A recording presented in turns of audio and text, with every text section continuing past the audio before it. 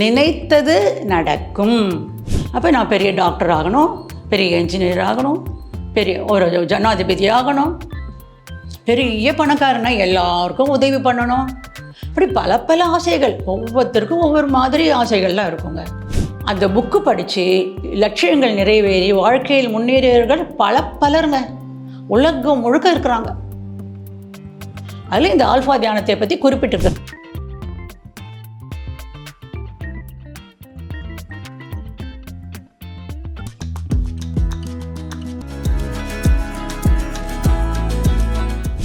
பூங்காற்று நேயர்களுக்கு வணக்கம், வாழ்க வளமுடன். அன்பர்களே, மனதில் இருக்குது மகிழ்ச்சியின் சாவி. இந்த தலைப்பு மெயின் தலைப்பில் தான் நம்ம சிந்திச்சுட்டு இருக்கோம். அந்த விதத்தில் இன்னைக்கு நம்ம பார்க்கக்கூடிய தலைப்பு நினைத்தது நடக்கும். தலைப்பு பிடிச்சி போச்சா? அப்போ நம்ம என்ன நினைக்கிறோமோ அதெல்லாம் நடக்கணுமா? என்ன மேஜிக்கான்னு கேட்குறீங்களா? நம்ம எல்லாருக்குமே வாழ்க்கை நல்லா இருக்கணும், நம்ம எல்லாம் உயரத்துக்கு வரணும், நல்லா இருக்கணும், ஹாப்பியாக இருக்கணும், அதுதான் நம்ம எல்லாருக்குமே ஆசை இல்லையா? அதுதான் நல்ல ஆசை, கரெக்டாக. அதாவது ஒரு குறிக்கோள் இருக்கும் வாழ்க்கைனாவே. நிறைய பேர் குறிக்கோளோடு தான் வாழ்வாங்க, லட்சியம், இலக்கு. அப்போ நான் பெரிய டாக்டர் ஆகணும், பெரிய என்ஜினியர் ஆகணும், பெரிய ஒரு ஜனாதிபதி ஆகணும், பெரிய பணக்காரனா எல்லாருக்கும் உதவி பண்ணணும். இப்படி பல பல ஆசைகள், ஒவ்வொருத்தருக்கும் ஒவ்வொரு மாதிரி ஆசைகள்லாம் இருக்குங்க. இந்த நல்ல ஆசைகள் எல்லாமே நிறைவேறுங்க. என்ன, அந்த இலக்கு கரெக்டாக இருந்ததுன்னா அதோட கூட என்ன பண்ணோம்? விடாமுயற்சி வேணும். நம்மளுக்கு விடாமுயற்சியோட தன்னம்பிக்கை வேணும். எப்படி பண்ணலாம், பிளானிங் பண்ணணும். பண்ணிவிட்டு அதையே நினச்சிட்டு நம்ம முன்னேறணுன்னா நம்மளுக்கு முயற்சி தாங்க. முயற்சி, பயிற்சி, முயற்சி. இதெல்லாம் வேணும்னா இந்த குறிக்கோளுடன் நம்ம வேலை பார்க்குறோம். இன்னும் என்ன பண்ணால் மனசு நல்லா இருக்கணும். நம்ம மனசு நல்லா இருந்தால் தான் அதில் வர்ற எண்ணம் நல்லாயிருக்கும்.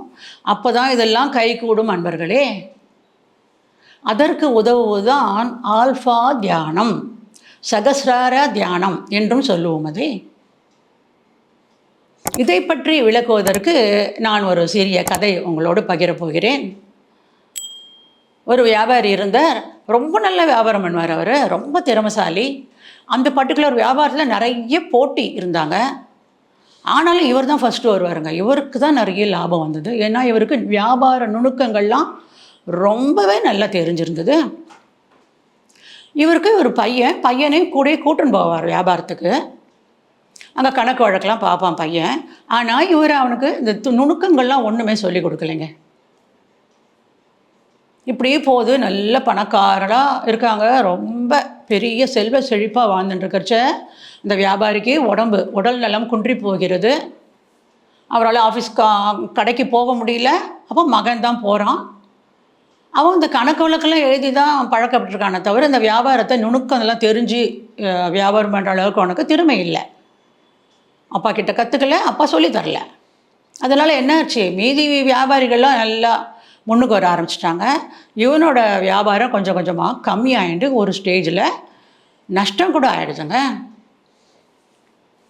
அப்பாவுக்கும் உடம்பு முடியல, இவரையும் பார்த்துக்கணும், அவங்க கடையையும் பார்த்துக்கணும். இப்போ நஷ்டமானதால் துட்டு வேணும். ஸோ அப்பா எவ்வளவோ சேர்த்து வச்சுருக்காரு. ஒவ்வொன்றா எடுத்து செலவு பண்ணி முடிஞ்சது. அப்பாவுக்கு எல்லா ட்ரீட்மெண்ட்டும் கொடுத்து, ஆனாலும் அவருக்கு சரியாகலை. ஆனால் இவனுக்கு மனசில் ஒரு எண்ணம் தோன்றுறது, அப்பா எவ்வளோ செழிப்பாக இருந்தார், வியாபார நுணுக்கம்லாம் தெரிஞ்சுண்டு நானும் இது மாதிரி நுணுக்கங்களை கற்றுக்கணும். 4 பேரோட பழகி வியாபாரிகளோட, ஏன்னா அவங்கக்கிட்ட போய் கொஞ்சம் கொஞ்சம் வேலை பார்த்தாவது நுணுக்கத்தை நான் கற்றுக்கணும்.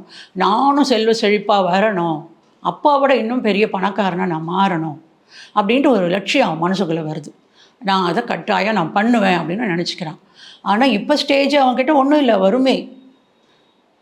இது மாதிரி ரொம்ப அப்படியே அப்பாவுக்கும் உடம்பு முடியாமல், அவனும் வறுமை இல்லை, ஏதோ இருக்கிறத வச்சு அப்பாவுக்கு ட்ரீட்மெண்ட் கொடுத்துட்டு ஏதோ வாழ்ந்துட்டு இருக்கிற காலத்தில் அப்பாவுக்கு ரொம்ப கஷ்டமாயிருது உடம்பு.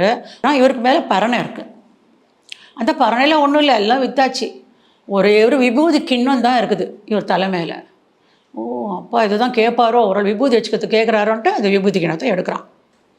அப்பா கிட்ட கொடுக்குறான். இப்படி கையை பிடிச்சுட்டேன்னா அவருக்கு கையில் நடுங்குது. அப்போ இவர் என்ன பண்ணுறாரு, அப்படியே அந்த பையன்கிட்டே கொடுத்துட்டு இப்படி பண்ணிவிட்டு ப்ளஸ் பண்ணிவிட்டு அவ்வளோதான், முடிஞ்சிடுது அவர் கதை. பையனுக்கோ என்ன பண்ணுறது, எல்லாம் முடிஞ்சிடுச்சு. இப்போ ஒன்றுமே இல்லை வீட்டில், இந்த விபூதி கிண்ணம் ஒன்று தான் இருக்குது. சரி, இதை கொண்டு போய் கழும்பு ஏறி இருக்குது அந்த கிண்ணம் வேறு. சரி, காயலாங்கடையில் போய் கொடுத்தா ஏதோ காசு கொடுப்பான், 2 நாள் சாப்பிட்லாமே இதை வச்சு, அதுக்கப்புறம் போய் யாராவது ஒரு வியாபாரிக்கிட்ட நம்ம சேர்ந்துக்கலாம் வேலைக்கு அப்படின்னு நினைக்கிறான். போகிறான் காயலாங்கடைக்கு. அவன் என்ன சொல்கிறான், அந்த பாத்திரத்தை இப்படி பார்க்குறான், வலுவாக இருக்குது, ஒரே களிம்பு. ஏன்பா இது களிம்பு பூரா பலு பூரா களிம்பாகவே இருக்கும் போல இருக்குது, போயிட்டு நல்லா தேய்ச்சி கொண்டா அப்படின்னு சொல்லிட்டு அனுப்பிடுறார். என்ன இவன் வேறு இப்படி சொல்லிட்டான், 2 நாள் சாப்பாட்டுக்கு என்ன பண்ணுறது அப்படின்னு வரான். வீட்டுக்கு வந்தால் வீட்டம்மா என்ன பண்ணுறாங்க, தேய்க்க ஆரம்பிக்கிறாங்க. ப்ரஷ் பண்ண ஜொலிக்குதுங்க. அவ்வளோதான், விழிச்சாச்சு, அப்படியே விழிப்பு நிலை வந்துடுறது இவனுக்கு. அடடா, இது கோல்டுன்னா, இது கோல்டு கிண்ணங்க, தங்க கிண்ணம், அப்பா கொடுத்துட்டு ப்ளஸ் பண்ணது. எவ்வளோ லட்சம் பெறும் இந்த கிண்ணம். அவ்வளோதாங்க, அவன் இலக்கோ இன்னும் நான் சொல்லணுமா இதுக்கு மேலே கதை உங்களுக்கு. அவன் நல்லா வந்துடுறான், அவனுடைய இலக்குமே அவனால் வந்து பூர்த்தி செய்ய முடியறது, பெரிய வியாபாரி ஆயிடுறாங்க. எதுக்காக இந்த கதை இங்கே இல்லையா? இதில் இந்த பரணன் தலை காட்டுறார் இல்லையா, அது என்ன தெரியுமா, அதுதான் உச்சந்தலை.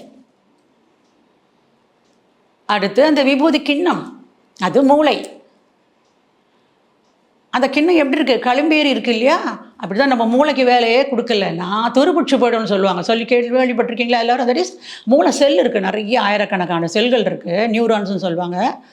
அது வந்து அப்படியே தூங்கிட்டு இருக்கும், நம்ம தூங்குற மாதிரி. அது நல்லா விழுத்து எழணும், அப்போ தான் வந்து நம்மளுக்கு அறிவு கூர்மை ஏற்படும், திறமை வளரும், எண்ணம் வரும். அப்போ என்ன பண்ணுறாங்க, இப்போ தேய்த்தல், அது தேய்க்கிறாங்களா, அதுதான் தியானம். ப்ரஷ் பண்ணுறாங்க இல்லையா, அந்த ப்ரஷ்ஷு தான் தியானம். என்ன தியானம்? ஆல்ஃபா தியானம், உச்சந்தலையில் மனசு வச்சு பண்ணுற தியானம். அதுக்கப்புறம் என்னாச்சு, பலபலன் ஆச்சு, அவருடைய இலக்கை அவர் அடைந்து விடுகிறார். அப்போ இந்த தியானம் பண்ணினா நம்ம எண்ணம் சீராகும், நம்ம என்ன பண்ணணும், ஏது பண்ணணும், இல்லை நம்மளுக்கு விளக்கம் கிடைக்கும், வாழ்க்கையில் முன்னேறுவோம். இதுதாங்க, இதை சொல்கிறதுக்கு தான் நான் இந்த கதையை சொன்னேங்க.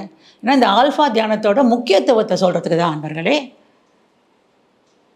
ஜோ சில்வாஸ் மைண்ட் கண்ட்ரோல் மெத்தட் அப்படின்னு ஒரு புக்குங்க. அவர் ஜோ சில்வாங்கிறது அமெரிக்கர், மனோதத்துவம் படித்தவர். அவர் எழுதின இந்த மைண்ட் கண்ட்ரோல் பற்றிய புஸ்தகம் வந்து எவ்வளவோ பிரதிகள், எத்தனையோ வாட்டி எவ்வளவோ எடிஷன் போட்டாச்சு, அவ்வளோ விற்று தீர்த்துச்சுங்க, விற்றுண்டே இருக்குது. இப்போ கூட நீங்கள் யூடியூப்லாம் பார்த்தா அது இருக்கும், அவ்வளோ ஹாட் கேக் மாதிரி அது. அவ்வளோ அந்த ஆல்ஃபா தியானத்தை பற்றி அதில் அவ்வளோ நல்லா சொல்லியிருக்காங்க. அந்த புக்கு படித்து லட்சியங்கள் நிறைவேறி வாழ்க்கையில் முன்னேறியவர்கள் பலருங்க உலகம் முழுக்க இருக்கிறாங்க. அதில் இந்த ஆல்ஃபா தியானத்தை பற்றி குறிப்பிட்டிருக்கிறார்கள் அன்பர்களே. இந்த தியானம் பண்ணிவிட்டு அப்புறம் நம்ம எந்த சங்கல்பம் போட்டாலும் அது நிறைவேறும் அன்பர்களே, நல்ல சங்கல்பங்கள். அன்பர்களே, நான் ஒன்று சொல்கிறேன், அதாவது தியானம் பண்ணுங்க கூட. என்ன பண்ணுறங்க, காலம்பரை எழுந்து முகம்லாம் கழுவினதுக்கப்புறம் கண்ணாடி முன்னாடி நின்று என் வாழ்க்கை நல்லா இருக்கும், நான் என்னுடைய லட்சியங்கள் நிறைவேறும், நான் வாழ பிறந்தவன் அப்படின்னு ஃபேஸ் அங்கே வச்சு பார்த்துக்கோங்க. நைட்டு தூங்குறதுக்கு முன்னாடி இதே பண்ணிவிட்டு படுத்துக்கோங்க. அப்படியே அதோட கூட வந்து இந்த முயற்சி, பயிற்சி, உயர்ச்சி இருக்கே, அதையும் பண்ணிங்கன்னா உங்கள் இலக்குகள் நிறைவேறும், வாழ்க்கையில் நீங்கள் பெரிய ஆளாக வருவீங்க நண்பர்களே. அந்த அளவுக்கு இந்த ஆல்ஃபா தியானம் முக்கியத்துவம் வாய்ந்தது நண்பர்களே. மனதில் உறுதி வேண்டும், வாக்கினிலே இனிமை வேண்டும், நினைவு நல்லன வேண்டும், நெருங்கிய பொருள் கை கொள்ளல் வேண்டும், கனவு மெய்ப்பட வேண்டும், கைவசமாவது விரைவில் வேண்டும். எல்லாம் வேண்டும் வேண்டும் வரும் பார்த்தீங்களா, பாசிட்டிவ். அதாவது கனவு காணுங்கள். அப்துல் கலாம் கூட சொல்லியிருப்பாரு, கனவு காணணும், நல்ல கனவுலாம் அது கட்டாயமாக நிறைவேறும். ஆல்ஃபா தியானம் செய்யுங்க, வாழ்க்கை சிறப்பாக இருக்கும் அன்பர்களே. நன்றி, வணக்கம், மீண்டும் சந்திப்போம். பூங்காற்று, இது நாளைய நல்வாழ்விற்கான வழிகாட்டி. தொடர்ந்து எங்களோட வீடியோக்களை பார்க்கறதுக்கு பூங்காற்று சேனலை சப்ஸ்கிரைப் பண்ணுங்கள் அண்ட் ஃபாலோ பண்ணிடுங்க.